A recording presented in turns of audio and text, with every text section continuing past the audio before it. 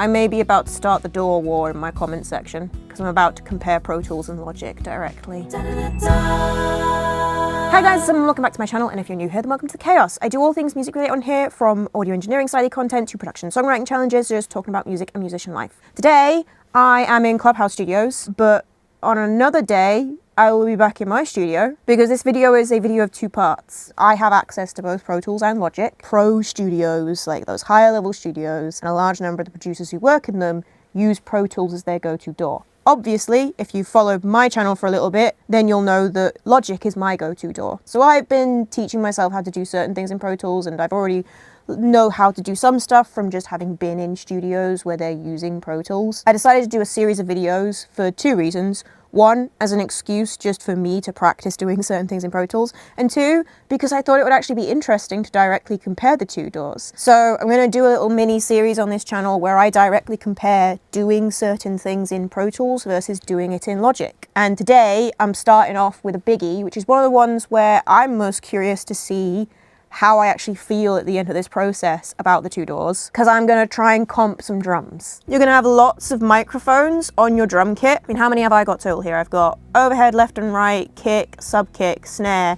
That's actually the under snare, that one. It's just named after the mic. Tom 1, Tom 2, hi-hat, room left, room right, and then the Grundig is a phone that's set up permanently in the live room in here. Whole point being, I have got a grand total of 10, 11, 12 tracks. All then that have their own individual takes. Just open playlist back up so you guys can see all the takes. It's the process of comping and editing drums, and that's what I'm going to do today in Pro Tools, and then I'm going to do it another day in my home studio on Logic. So let's not waste any time. There's no need for any further explanation than that. Let's get on with the video. This first thing I'm going to talk about works pretty much the same in Pro Tools and Logic. Both Pro Tools and Logic have groups. Groups are what you're going to use when you have multiple tracks, whoopsie, that you want to do something to and have that happen to all of the tracks in that selection. So obviously these are all individual microphones that have recorded exactly the same part being played at exactly the same time on exactly the same drum kit. When I comp it,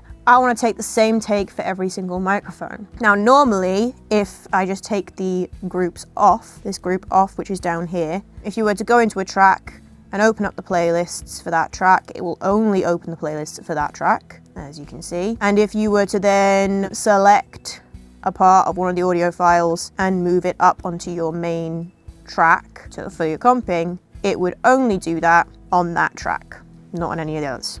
However, if you put those tracks into a group, then you can edit all of these at once. So if I turn the group back on now, and I do the same thing, now when I open playlists, the playlists on all of them will open.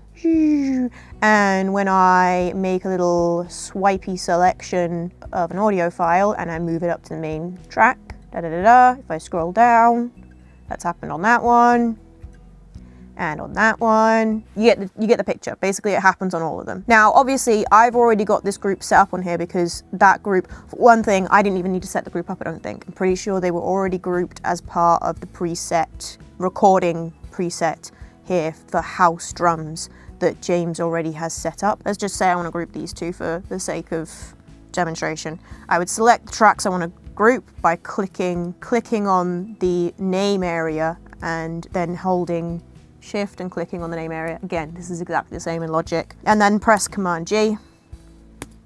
I now have these tracks selected. It's going to show you currently in the group. You can also go through and add other tracks to your group by just selecting them from this list. So you could just click on one track, hit Command G, and then scroll through this list to find it. You then name your group, and then the automatic type that is selected in Pro Tools is mix and edit. You also have an edit one, you have a mix one. This will decide what things that you can do to an individual track will be done to the whole group. Let's just see what edit actually lets you do. If I select something on one of the tracks, it selects them on all of them. But if I hit solo, it's not going to affect both of them. I might not be able to undo my way. I can't undo out of a group. Let's just delete the group. Do it again, and this time we'll do a mixed group.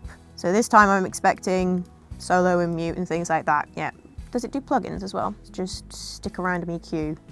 Is it going to stick that EQ on both of them? It is not. It doesn't apply to plugins. Okay, I figured it wouldn't. Anywho, and so if you group by mix and edit, you get a group like the one we have down here, which when active, I can solo and mute them all at the same time. And I can also, any edit I do to one of them gets done to all of them. That works very similar in Logic, but there are some differences with groups in Logic. I'll go over them in the Logic part of the video, but let's move on to actually now comping. In Pro Tools, when you want to do multiple takes of something, the way you do it is that you activate playlists on a track. So you can see here that you've got this little menu here, and that opens up different views for the track editing area. As we were recording in, I would be creating a new playlist so that each individual take is still there. If I didn't do that, then I would have ended up just recording over my take. Obviously that works differently in Logic, which we'll cover. And now, to comp your takes together to pick which take you like best. I mean, it's something I know how to do well in Pro Tools because it's one of the first things I have ever done in Pro Tools because I used to comp my own vocals when I would work in the studio with James. So we need to audition takes. And in order to audition takes, literally all you have to do is just,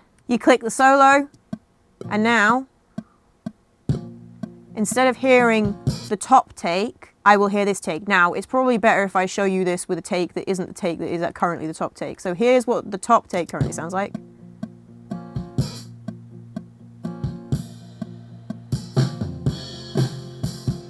But say I want to audition this take here. Just hit solo on that.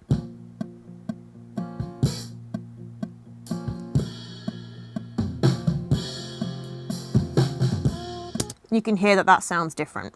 Then once you've picked one you like, so say I like this one, I mean I didn't really listen to that much at all. So the multi-tool stuff is all already selected, so when you hover over a particular point on the audio file, you get different types of tool. We're concerned with this one, the little swipey one.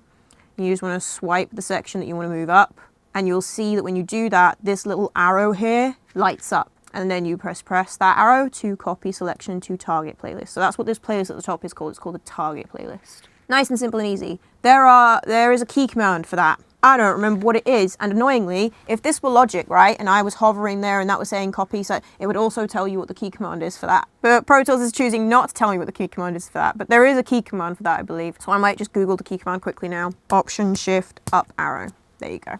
Okay.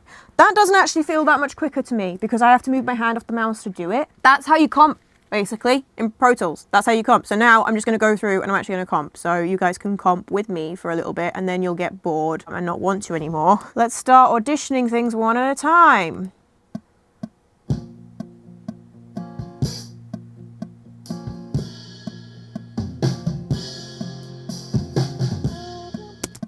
It's a shame, that one was pretty good up to there. I think this is the first one at the top here though, isn't it? The last ones will be at the bottom. So I've actually probably put one of the worst takes in that. So let's just go down to what are probably the better takes at the bottom, because usually it creates a new track underneath.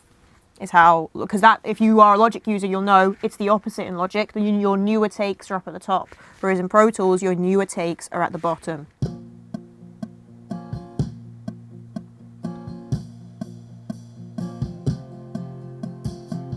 I mean, they aren't necessarily better. Some of them will just be different because we were also trying things. So I've not got a bunch of takes of exactly the same thing.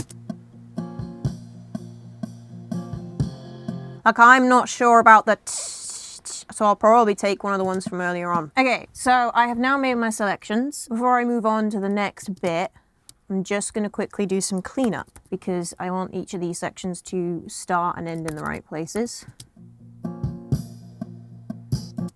For instance, we need to move this over. I might have an issue here that I might need to solve. Oh my god.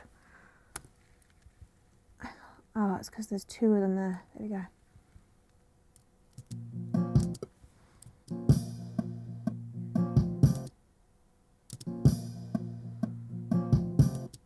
Yeah, I've got a big issue because that symbol doesn't continue on and just fade out naturally. There's a drum there that I don't want. Ah, that's annoying. I don't have a take where he didn't do that, I don't think. Because then it's just ones where there's lots of symbols. I just want that. Because I like that. Okay, what I do have though, because we did this at the end of the project, is I do have symbols I can add in there. So it's probably best if let's see what the rest of this take here is like.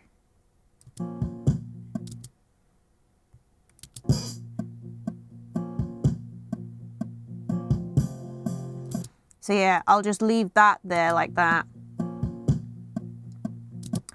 Maybe I'll take a slightly better take actually, because this one doesn't. We can have this one. Yeah.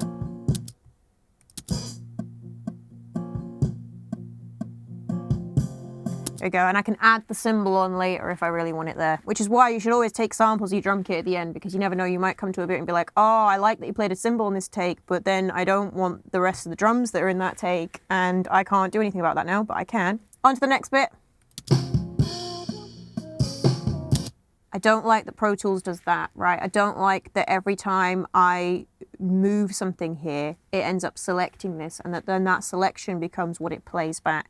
I think that's a setting on, though, isn't it? Which currently is quite annoying. Because obviously I'm doing a lot of editing and then trying to play something back, and I'm having to take time to click off in order to play back, which I don't like. I need to see these bigger because I can't see what I'm looking at here. One sec, guys, I have to Google how to do something. Command, Option. There we go, there we go, there we go. That's what I want. Now I can see them. That we can deal with. So I'm going to move that one up. Oh wait, that's the wrong one. It's this one I'm looking at. Very different. Stop doing that. Okay, I'm already getting frustrated with certain things in Pro Tools, which, you know, is answering those questions I want answered about whether I'm going to want to comp in this or not. Okay, I've switched to headphones because I can't really hear what I'm listening to properly over these speakers. They're not my speakers, and I never comp over speakers anyway, because I think you really need to be able to hear the details really well when you're comping. Okay, I'm going to need to put this onto a separate thing, I think. So, how do I do that? I think the quickest and easiest way I can think to do this... How do you collapse? Okay, collapse that down like that. If I hold Option, is that going to copy that like it does in Logic? No, it's not gonna, is it? If I... Can I duplicate you? Duplicate all of that, please. Ooh, there's nothing showing there. Does that mean that when I open you up... Oh, because that actually didn't do what I thought it was going to do at all. Good. Okay, it didn't. Phew! I was really nervous then that that was going to... Right, this time I'm going to do it again, but I don't want to keep the same group, because otherwise any editing I do to this is going to happen to my pre-existing one as well, and I don't want to do that. So, duplicate, but not group assignments.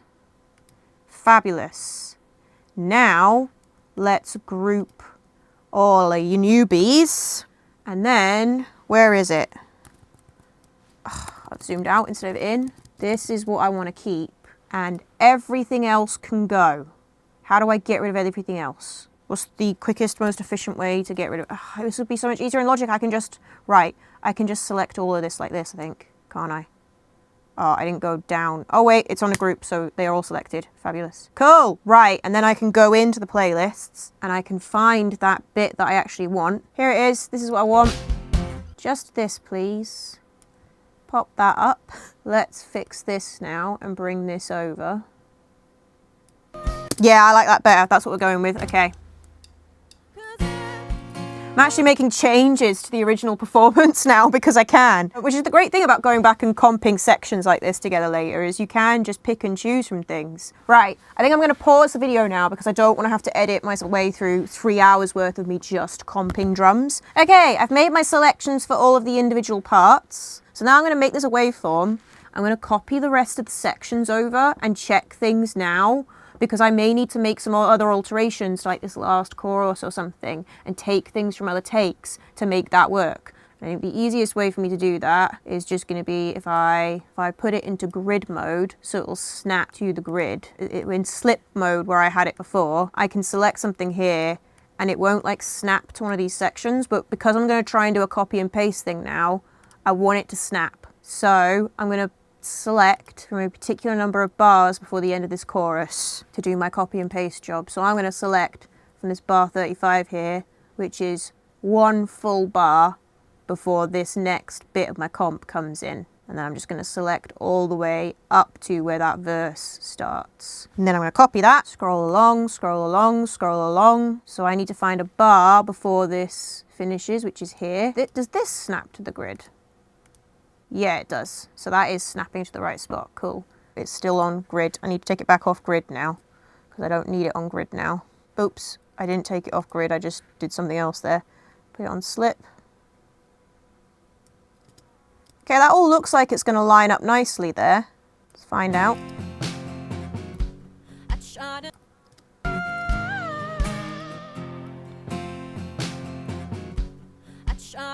Yeah, that all lines up just fine. Sorted! So now I've got all of my takes and all of my copy and paste and stuff that I wanted to do done. The last step here is to add fades onto everything. Because fades, how you make sure you don't get any little pops or clips. And you'll see how easy this is in Logic when I do that. But in Pro Tools, what we want to do is select everything we want to add the fade to, and then press Command F, opens up an automatic fade adder box, basically. So this is batch fades. So this will now add fades at the start and end of clips, but it will also add crossfades wherever two clips meet. So you can just have a look at all of the settings in here and make sure you're happy with them. So I think that's saying 15 milliseconds there. I'm just going to select 10. I think I only want 10. Crossfades are set to 5. Let's leave the out fade at 15. Okay, cool. I'm happy with all of that. And you can set the shapes for them and all of that. I'm happy with these settings as they are, so I'm just going to hit enter, and it'll bring up this dialog sometimes if you've got little bits where you've got a really small section or something, but I'm just going to click adjust to fit. So now, if I zoom all the way in, you should be able to see we've got all these little crossfades, and they're so tiny. So the last step now would be to sort out any timing issues, which you can do manually, or you can use Beat Detective. I'm not sure if using Beat Detective is actually going to be the right move on this track in particular. It's not like a snap to the grid kind of track, you know? And we've got a lot of rolls and stuff going on, so it could be that Beat Detective just goes a bit crazy. We're gonna have a go at using Beat Detective just because I want to try using it and seeing how it might work on this track. But I may end up just taking that off and sorting any timing issues later on for this project by just going in manually. So first thing we need to do if we're going to use Beat Detective is we need to consolidate these audio files. And that basically just means glue them all together. To consolidate, I've forgotten the key command, but it's okay. I'm pretty sure I have it written down on my little cheat sheet here. Option Shift 3. Option Shift 3. Consolidated. Consider yourselves consolidated. So, right, we select all the ones we want to use Beat Detective on, which are all of these. We don't need to worry about these guys at the end because they're just single hits. And then press, I've already forgotten what it was. 8 looks like a B. B for Beat Detective. 8 looks like a B. Command 8. There we go. Beat Detective is open. Okay, what do we want for our start bar? Let me zoom in, and we want it to, let's put 2. Because there are no actual proper hits before 2. I'm just going to call it 134 bar 1, I think, just to be on the safe side. Beat 1 even. Okay, fab.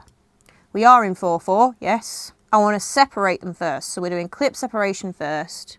I'm going to leave it on 1/8 notes for now and see how that goes. And then basically I want to zoom out a bit so I can look at the whole thing. And then I want to adjust the sensitivity. And then, oh, lines should be appearing. Why aren't they appearing? Analyze. Analyze? Aha! There we go. Okay, it's analyzed. Now lines are appearing. See, we've got a lot of activity in some places, but in the softer bits in the chorus, it's really not picking it up much at all, and we're up at 68%, and I feel like that's going to be bad.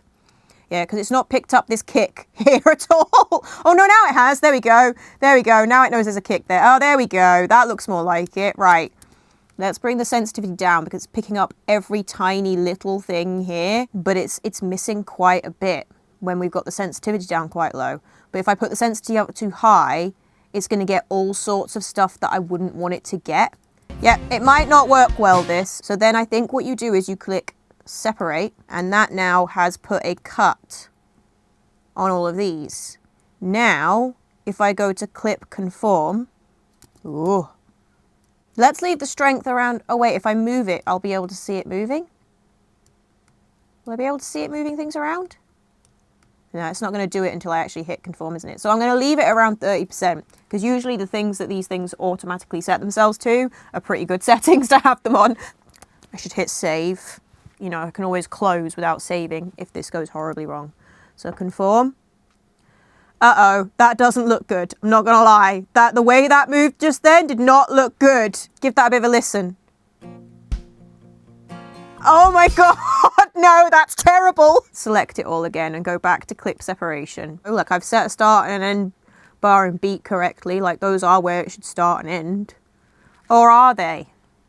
Or do I need it to start literally where my first beat is? So let's try moving this to 4. Separate, clip conform, conform. Haha, no, that made it worse. That made it worse. That made it worse. Oh, that's why.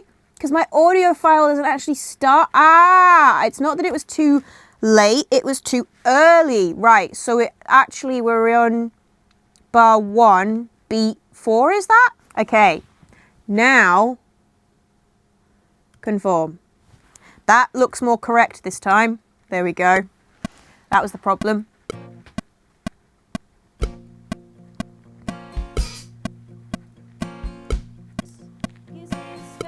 Oh. Oh dear. Oh dear. It got very confused in this section here. What is this? Oh my god, it's some sort of navigation thing. How do I get rid of that? I don't want that. That's just a nuisance that I keep accidentally clicking. Sorry, I'm getting really angry now, guys, because this is getting right frustrating that stuff like that keeps happening while I'm in the middle of trying to do stuff.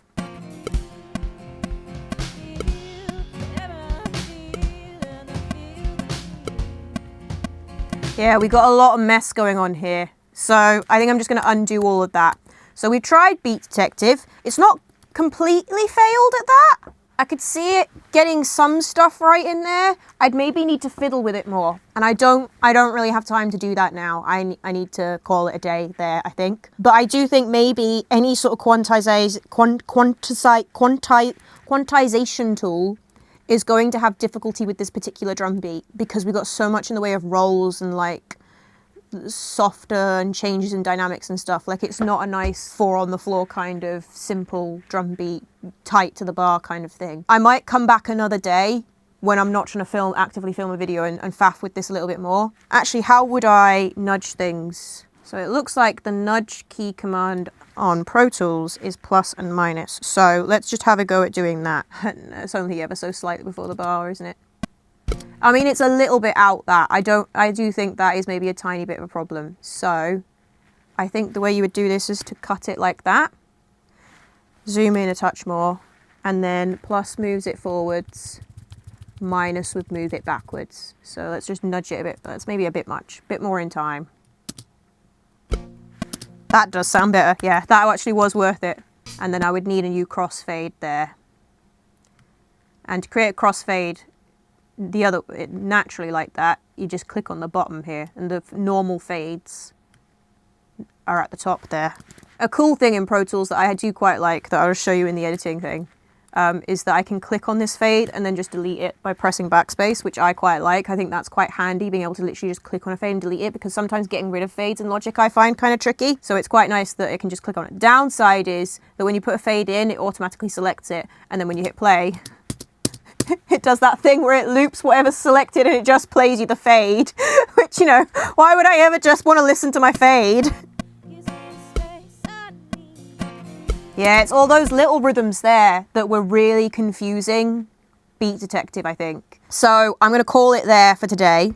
I haven't technically finished editing these drums. I am going to have to come back and finish that another day. I'm almost tempted to like take a version of this that isn't like quantized and stuff and really do a comparison of that between Logic and Pro Tools as well. Because obviously this is just me trying this once. It's not going to be a perfect comparison between Pro Tools and Logic, this video, because I've just taken one project in Pro Tools and we're going to move on to comp a different track in Logic and do the basic edit that we've done like here in Logic as well, and try Logic's quantizing options, because Logic does have its own quantizing options. So this is Studio Emma signing off, and I shall leave you with Home Studio Emma to do this whole thing again with a different project in Logic. Hello from Home Studio Emma, aka Logic Emma. Okay, so it's been a couple of days and I am back in my home studio and I am gonna tackle the second half of this video, and we're gonna comp multiple drums in Logic and see exactly how different the process is. Now obviously I am gonna be quicker at this than I was at the first half of this video because I have done stuff like this in Logic before. But there is actually something I am trying for the first time in Logic today because I know how to do this and I have used this tool a little bit before, but I've never actually tried to quantize multiple audio tracks for drums in Logic before. I know that it's doable, so I'll be doing some learning today as well. Anywho, so process in Logic is not massively different from the process in Pro Tools. The tools are just in slightly different places. Things are just laid out a little bit differently. We've got take folders here.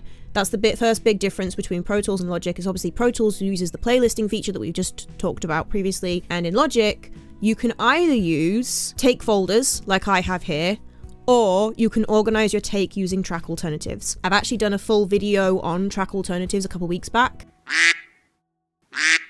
I don't generally see a point in using them for organizing takes when you are recording. As much as I like some of the aspects of track alternatives or playlists in Pro Tools, which are essentially kind of the same thing to an extent, for recording and comping like this, I do prefer take folders, I think still. Even after doing this video, I'm pretty sure as I go through this, you will see some of the reasons why I prefer take folders and why I don't bother using track alternatives, which would be more similar to playlists in Pro Tools. First thing I need to check before I do anything else with these is that my group is set up correctly. Now it should be.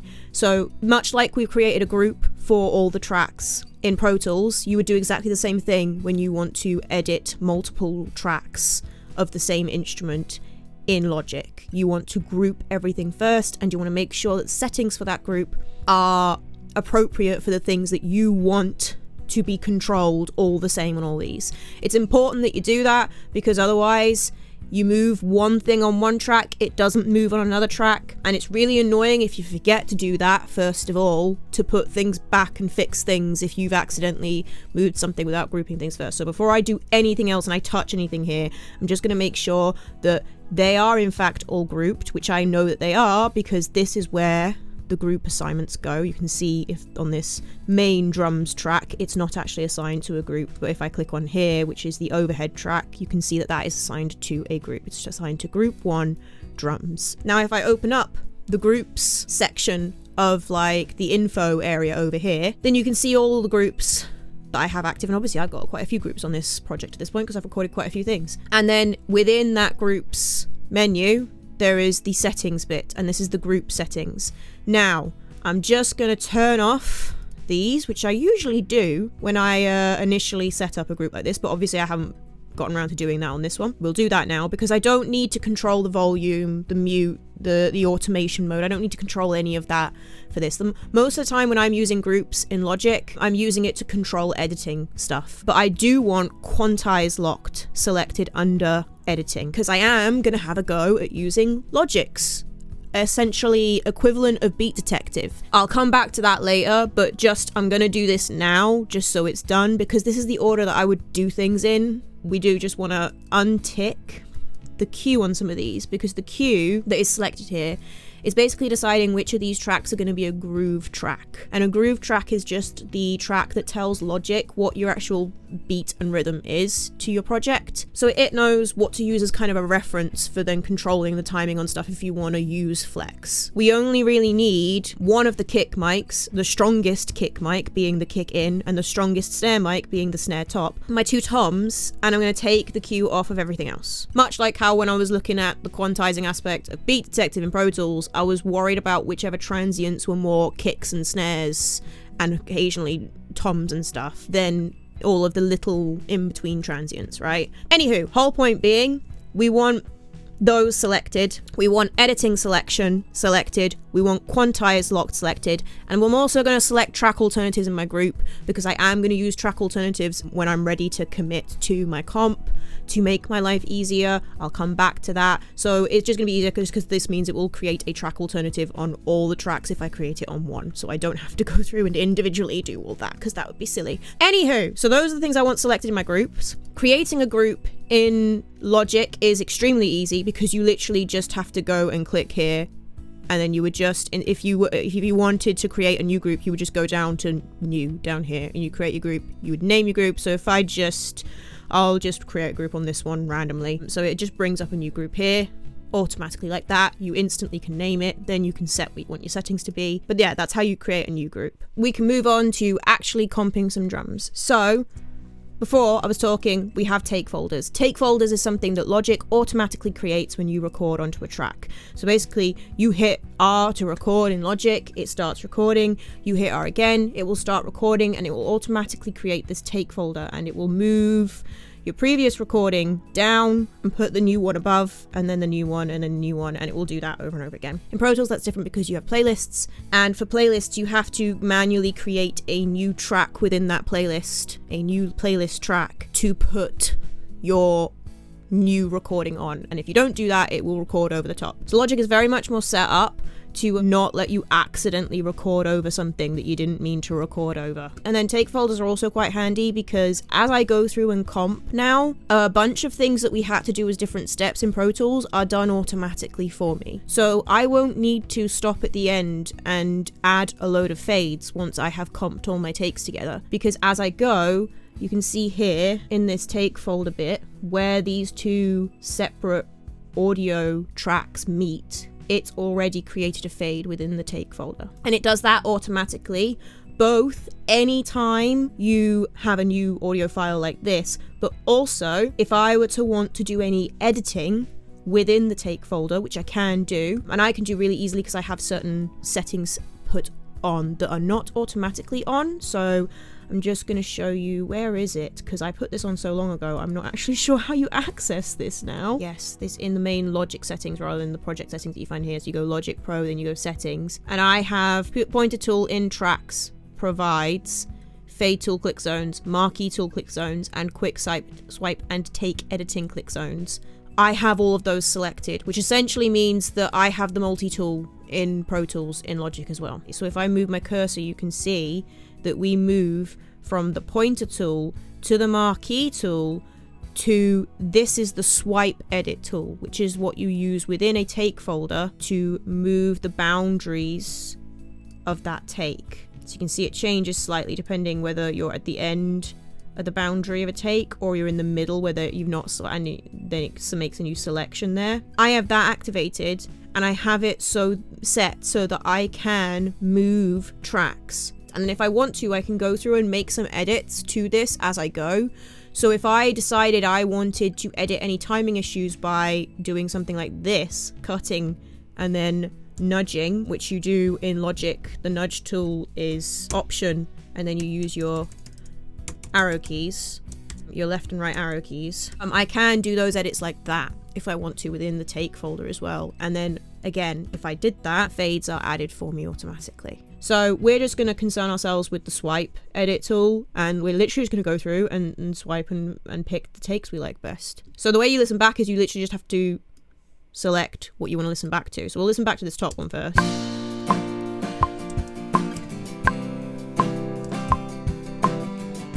Which sounds perfectly fine to me, but let's just have this bottom, this one below it, I think might be a bit tighter in terms of timing. So let's have a quick listen to that.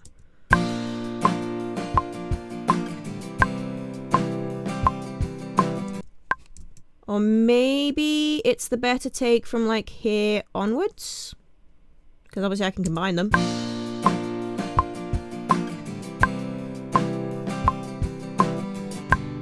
Yeah, I think that's the best option, isn't it? And as you can see, unlike with Pro Tools, I now don't have to do anything else to get those takes. Like, they are selected, they are now on the main take folder, they're on the comp track for the take folder. I don't have to move them up there, just swiping and selecting them, both to listen back to them and to make my selections is literally all I have to do. I don't have to then move them up to that track. Ooh.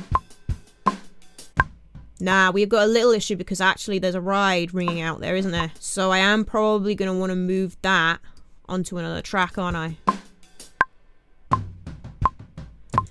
I think my best way to do that is duplicate this, which I can do really easily. I'm just going to close that and do it like this. I just grab that, I hold Option down and I drag it down, and then I release my cursor before I release Option, and it copies the whole thing down. In fact, actually, I'm going to leave that as is for now because there might be other moments where I'm going to have that same issue, you know, where there's going to be a bit that wants to ring out. So this is going to be the track that deals with that bit of the comp up to there. Then this bit of the track can now deal with the rest of the comp from that point on. So we can move that now back to where we needed it here for that next drum hit. And then I'll just have to make the cuts in the right places for the different tracks. Oh, within Pro Tools it'd be even easier though. You wouldn't need to delete after, you just wouldn't move the next section up to the target playlist, would you? In that way, I suppose that option is a little bit better because you don't have to put something on the target playlist at all if you don't want it there. So, but it's also going to be perfectly easy just to delete the sections I need to delete from after. In fact, I can actually delete them now within this because I could swipe this all the way like this and then nothing is selected on that top track. Shout out to Pete, because we're actually dealing with a different drummer this time. I haven't done a shout out properly to my drummers in this video, so I'm just going to do it now. There are 2 drummers being featured in this video. James was the one in our Pro Tools project, and that is James of Ugly Club fame, of Clubhouse Studios. If you look for Clubhouse Ducky, that is the James I'm referring to. He's a good friend of mine. He's taught me loads of what I know about music production, and he did the drums on that particular track and that session with me. And then I also had Pete come in to do drums on some other tracks, and we're dealing today with a track that Pete did the drums on, so that's Pete Mitchell. You can find him I think it's Pete Mitchell Drums is just what he goes by on things. But I will double check that and I'm going to put all their details if you want to check out the super cool drummers that have worked with me on these projects and just show them some love because they deserve some love. Anyway, I'll put all their details in the description for people to check out. Anywho, moving on. Pete has done a really good job of all of these performances, so I feel like I could probably pick any take here and it's probably going to sound good.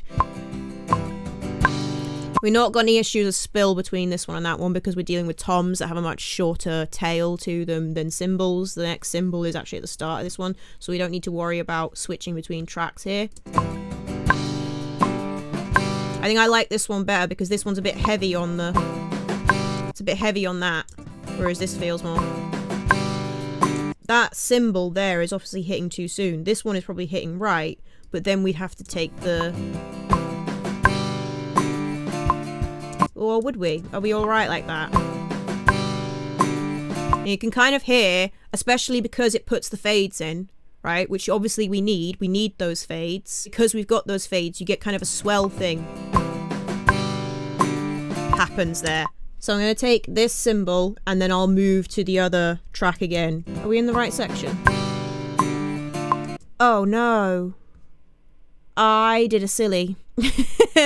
Do you guys know what silly I did? I didn't ungroup this from that. So these are all on the same group as this is, and they shouldn't be. They need to be on their own individual group with all the same settings, just of their own. So I'm just going to make a new group and call it drums 2 and select editing, quantizing, track alternatives and deselect all of this. Do I remember what take it was I liked? It was the top one, wasn't it? Oh no, I did a combo with the bottom and the top, didn't I?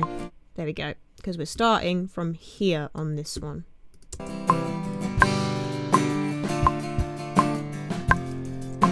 I don't know how well this is going to work, actually. That might not work so well.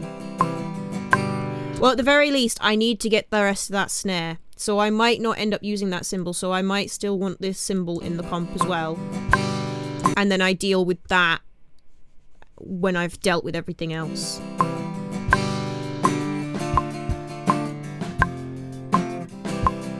I'm going to stop the camera now and just finish the rest of this comp because the rest of the process is going to be exactly the same as it has been and it's going to get a bit dull. Okay, so we've finished the comp. I'm pretty happy with that. It's all sounding good. I have got a bit of a weird thing going on at the end here where I've had to have the cymbal of both of these tracks playing, which I think works all right.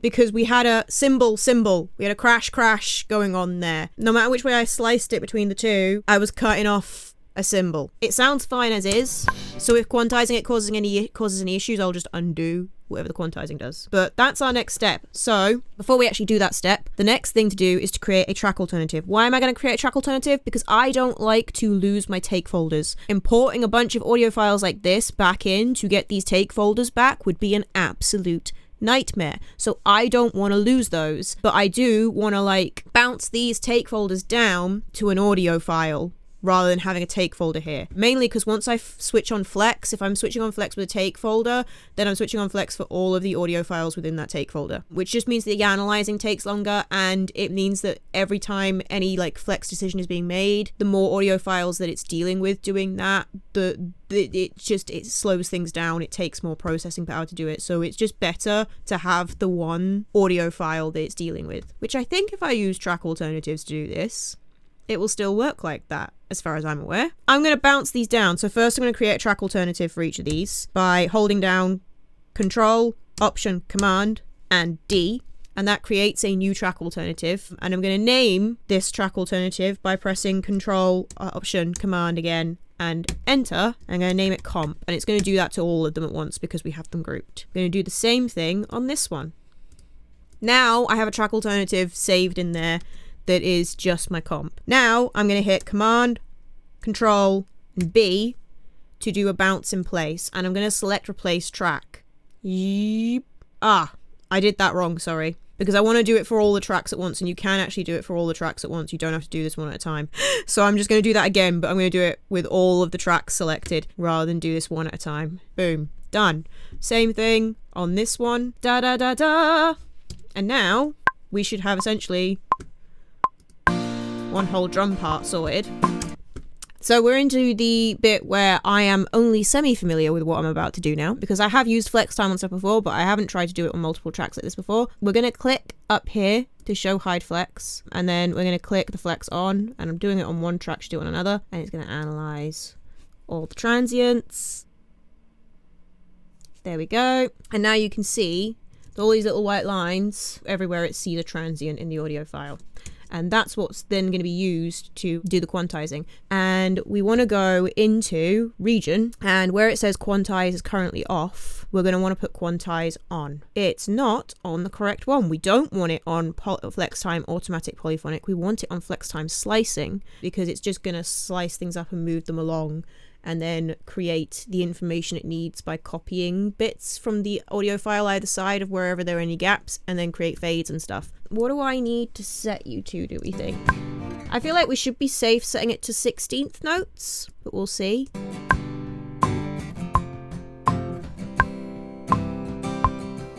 And you can see that by doing that, it shows up everywhere it's actually made a change. It highlights that in white.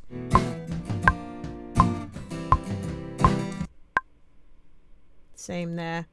It's just catching the transients in slightly the wrong places, so it's moved them what it thinks is in time, but really you want the proper hit of the drum to be the thing that's in time, don't you? It's done a pretty good job of that though. I'm not hearing any major issues.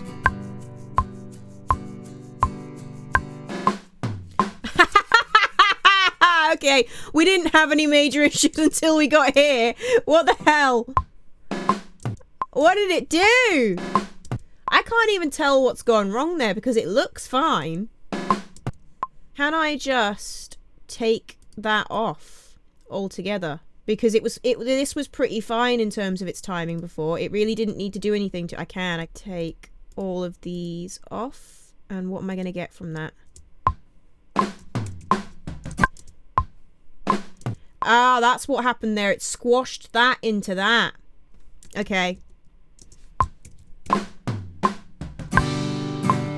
I'm just going to compare it by going back to our comp thing and listen to what it sounded like here. Yeah, that's where the issue came in. Is that maybe is a little bit, but it's a prum. It's a little rolly, flicky thing. Duh instead of trim. I think that's back to full health now. Bless it. Yeah, I think that feels too perfect. Cue strength. Here we go. Ooh, why can't I change that? Okay, so Logic was just being really annoying, and for some reason it wasn't showing the cue strength, but there was actually no reason for it to not be showing the cue strength until I just double-clicked it, and now it's showing it. Right, so I'm just going to bring this down to like 80% and see how that sounds.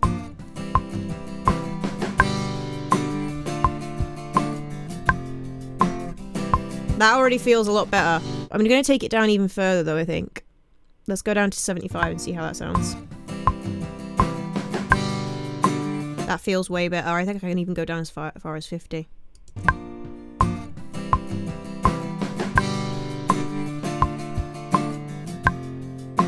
Obviously now, what I would want to do is just really go back through and check this and sort any other little timing issues that are in there that the quantizing hasn't caught. Like, we've done a little bit of that, but I want to go and do an even more thorough sweep of this, but I don't really have time to do that right now. What I really want to do now is keep exploring comping these drums, both in Logic and in Pro Tools more. Like, I think I'm going to bounce out a version of the comp of these drums to take back into the studio and try using Beat Detective on Pro Tools with these drums instead of the ones I was using in the studio. I do think I can say, having done this like this now and directly compared the two, I think I prefer comping even multiple tracks in Logic over Pro Tools. Like, there are things about the comping and editing process that I do like in Pro Tools, but most of the time when people have been talking about how much easier it is to comp and edit in Pro Tools, when they talk about that to me, they reference features and tools. I'm like, but you can do that in Logic. And I think that obviously I am still new to all of this in general in comparison to a lot of the people. I've not been using Logic for a decade like a lot of people have. So I understand that there are a lot of features that are in Logic now that weren't necessarily always there. So it may well be that a lot of the features that I'm like, why are people making a big deal of that in Pro Tools? It's because maybe Logic didn't always do that. But when it comes to just how things get laid out in Logic, in terms of the use of take folders in particular, take folders are brilliant. The fact that all of your fades get automatically added for you, you're cutting out a bit of the process. That it makes sense for it to do that. Why wouldn't they automatically just appear there? I can get frustrated with editing things sometimes, and obviously once you try and edit further, you have to edit within the take folder rather than trying to cut and move the take folder itself. Whereas obviously once you've moved everything up to a target track in Pro Tools, you can then do things to that target track nice and easily. A lot of the time people are still going to commit that target track at some point to glue everything together and then start doing other operations to it. But at the end of the day, once everything's up on that target track, you can move around and cut it and do as you like. So there are no tools that are available to me in Pro Tools where there isn't an equivalent in Logic that works just as well. But I guess it's something I just have to keep doing in each one more to really know which one my preference is. But having directly compared them now, I do think I prefer how it works in Logic. But once I get better at Pro Tools and I've done it more, I'd really like to actually time myself editing exactly the same drums in the two and seeing which is quicker. That's a future video idea for definite. Anywho, I hope you guys enjoyed the video. This was probably a bit of a long-winded video, but I hope that it was at least interesting. I really wanted to do this comparison for myself, and I'm sure there are other people who will find the comparison interesting, whether you are a Logic user or a Pro Tools user, or you've used both, or you used neither. If you enjoyed this video, then you might enjoy the content on my channel in general, in which case you might want to hit that subscribe button. But I know that's a big decision to make, so do feel free to check out some other content before you do so. There'll be something recommended on the end screen for you. If you want to follow me on my various socials, they will be linked in the description below, as well as, like I said before, socials for my friends who did the drums if you want to check them out. And there'll also be links down there to my artist socials, because the music that I was dealing with in this video is my next release. I release music. I'll be putting some of it on the end screen. If you like what you hear, then you can go and support me by streaming that and buying it and all those good things. All those links will be down there as well. Finally, there's a link to my Buy Me a Coffee account for if you want to support me with money. You can either send a one-off donation on there if you just wanted to say cool video mate, or you can subscribe to a membership, in which case you get access to extra bits of content. Okie dokie. That's all. That is all. This video is finally finished. It's gonna be a beast to edit again, this one. Sorry for that, future Emma. Anyway, I'll see you guys next time with another fun music related video of some sort that will hopefully be easier for me to edit. Bye!